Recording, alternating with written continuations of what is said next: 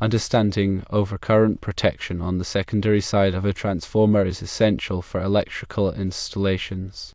This explanation addresses the code requirements based on the 2017 National Electrical Code, or NEC.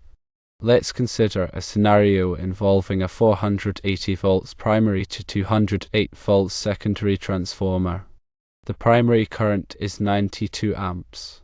The question is whether overcurrent protection is required for the secondary side feeding a main lug only, or MLO panel. According to NEC section 408.36d, overcurrent protection is indeed required on the secondary side of the transformer. This section generally mandates overcurrent protection for panel boards, and that includes MLO panels fed from transformers. Now let's delve into the specifics of sizing the overcurrent protection. The overcurrent protection on the secondary side should be sized at 125% of the transformer's secondary current rating. To calculate the secondary current, we need to know the transformer's kilovolt ampere or kVA rating. For example, let's assume we have a 75 kVA transformer with a 480 volts primary and a 208 volts secondary. To find the primary current, we can use the formula kVA times 1000 divided by the voltage. With 75 kVA, that would be 75 times 1000, resulting in 75,000 volt amps. Then divide 75,000 volt amps by 480 volts. This would give approximately 156.25 amps, which we can round to 156 amps. To determine the secondary current, use the same formula. kVA times 1000 divided by the voltage, but this time we use the secondary voltage. Thus it would be 75 times 1000, resulting in 75,000 volt amps. Then divide 75,000 volt amps by 208 volts. This will result in approximately 360.57 amps, which we can round to 360 amps. Therefore, a 75 kVA transformer with 480 volts primary and 208 volts secondary would have a primary current of approximately 156 amps and a secondary current of approximately 360 amps. To determine the appropriate overcurrent protection for the secondary, multiply the secondary current, which is 360 amps, by 125%, or 1.25. This calculation yields 450 amps. Therefore, a 450 amps overcurrent protective device, or OCT, would be suitable for the secondary side of the 75 kVA transformer. Regarding the primary side overcurrent protection, NEC Table 450.3b provides guidance. It specifies that the overcurrent protection for the primary conductors should not exceed 125% of the transformer's primary current rating. In this scenario, the primary current is 92 amps.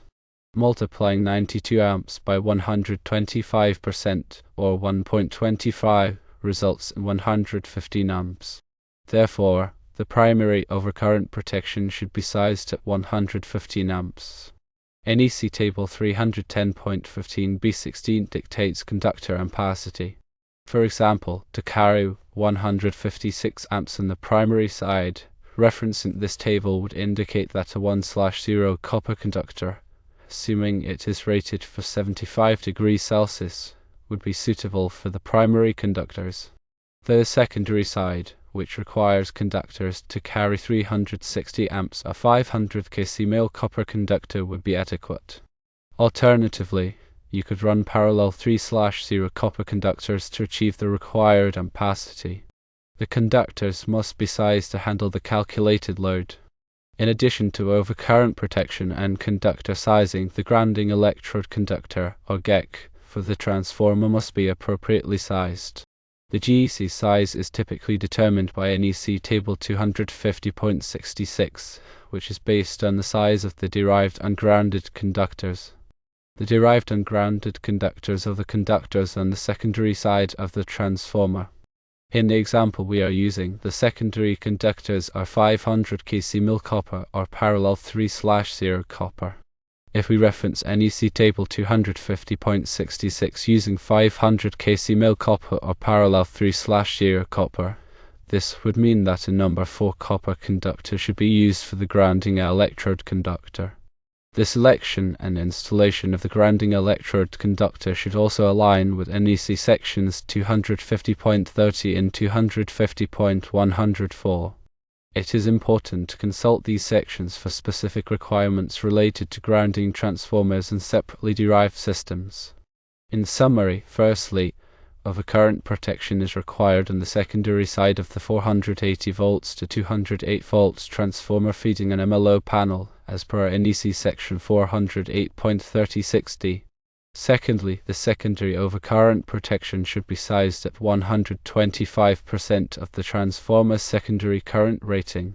Thirdly, the primary overcurrent protection should be sized at 125% of the transformer's primary current rating, as per NEC table 450.3b. Fourthly, conductor sizing should be based on NEC table 310.15b16 to ensure adequate ampacity for both the primary and secondary conductors. Fifthly, the grounding electrode conductor should be selected according to NEC table 250.66, considering the size of the derived and grounded conductors, and installed in accordance with NEC sections 250.30 and 250.104. These guidelines ensure a safe and code-compliant installation for transformers and associated overcurrent protection. Remember to always consult the latest edition of the NEC and local amendments for specific requirements in your jurisdiction. It is also crucial to consult with a qualified electrical engineer or inspector for complex installations or when there is uncertainty about code interpretations. Understanding these requirements and applying them correctly can help prevent electrical hazards and ensure the reliable operation of electrical systems. In addition to the aforementioned points, it is crucial to consider the transformer's nameplate data when determining the appropriate overcurrent protection and conductor sizing. The transformer's nameplate provides essential information, including the kVA rating, primary and secondary voltages, and primary and secondary currents. This information is critical for accurate calculations and proper equipment selection. When sizing overcurrent protection, it is important to select a standard size oct that is equal to or greater than the calculated value, but not exceeding the next standard size up, as per NEC 240.6.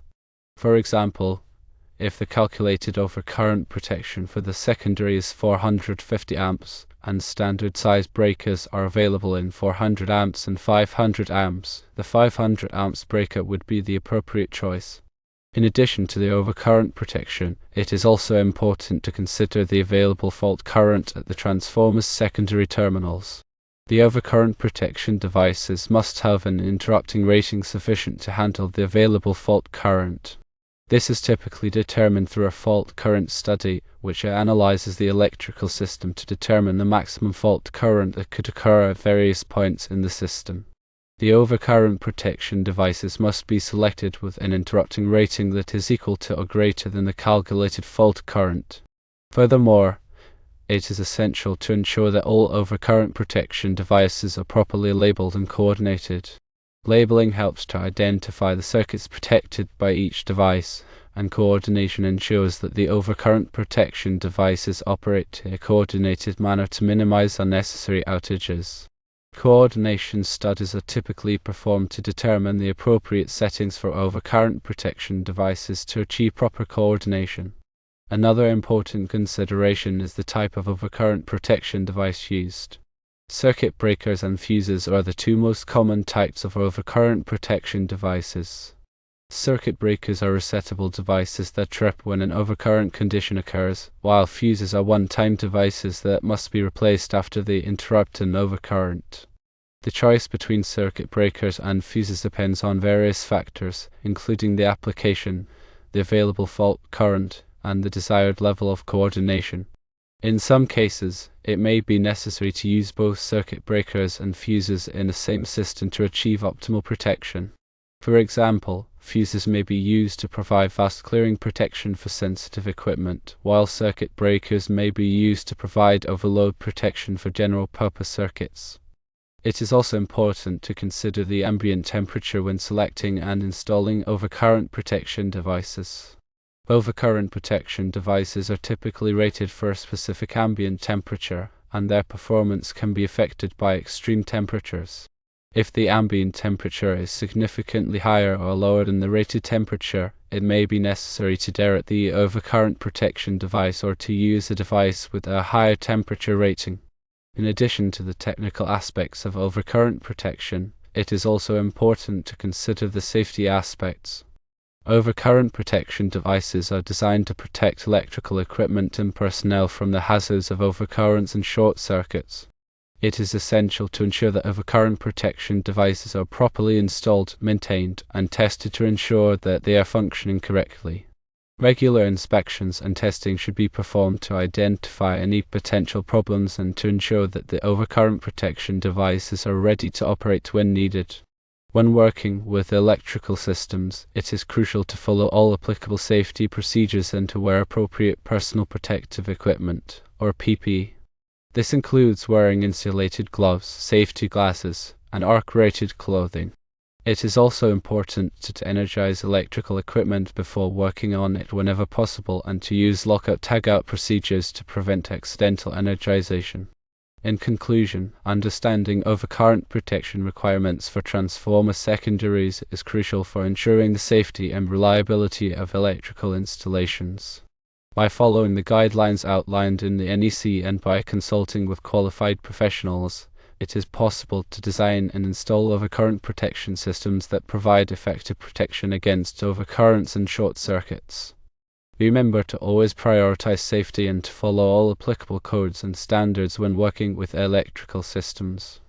To reiterate the key points, firstly, NEC Section 408.36d requires overcurrent protection on the secondary side of transformers feeding MLO panels.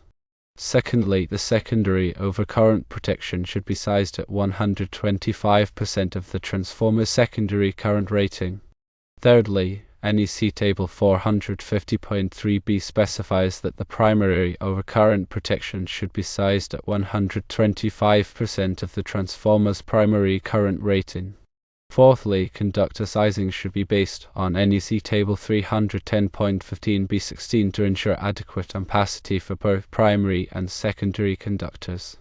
Fifthly, the grounding electrode conductor should be selected according to NEC Table 250.66, considering the size of the derived and grounded conductors, and installed in accordance with NEC Sections 250.30 and 250.104.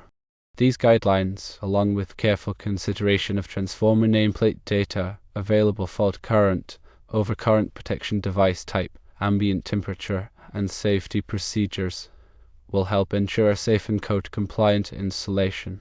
Finally, it's always a good practice to document all calculations, equipment selections, and installation details for future reference and maintenance purposes. This documentation can be helpful for troubleshooting problems, performing upgrades, and ensuring compliance with applicable codes and standards. Keep in mind that electrical codes and standards are constantly evolving, so it is important to stay up to date with the latest requirements and to seek clarification from qualified professionals when needed. By continuing to learn and improve your knowledge of electrical systems, you can help to ensure the safety and reliability of electrical installations for years to come. Also, remember that this explanation provides general guidance and should not be considered a substitute for professional advice. Always consult with a qualified electrical engineer or inspector for specific recommendations tailored to your particular situation.